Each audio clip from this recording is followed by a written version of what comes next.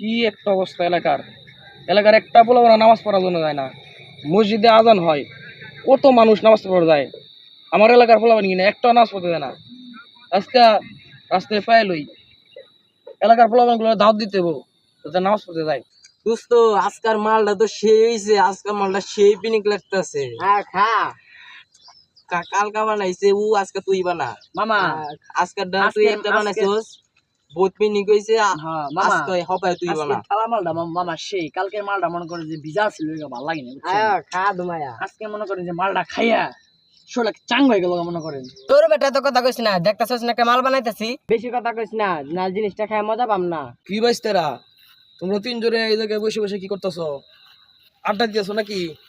চলো নামাজ পড়ে আসি। আরে আঙ্কেল, আপনি বারে আমাদের ডিস্টার্ব করতেছেন কেন? দেখতেছেন আমরা কি করতেছি? আমরা নামাজ পড়তে যাবো না, আপনি যান। তোমার কত বড় সাহস, তুমি আমার সাথে এইভাবে কথা বলতেছো?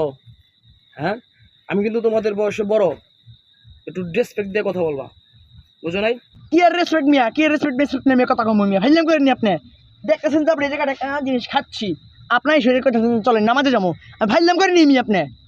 হ্যাঁ, ফাইলাম পছন্দ না, আপনি নামাজে আপনি যাবেন মিয়া, একটা থাপ পয়সা ফেলা দেবো আপনার মিয়া, বিয়া দক্ষ টাকার। কত বড় সাহস, তুমি আমার সাথে ধমক দিয়ে কথা বলো? দেখি তুমি কিভাবে নামাজ পড়তে না যাও। চলো। সালাম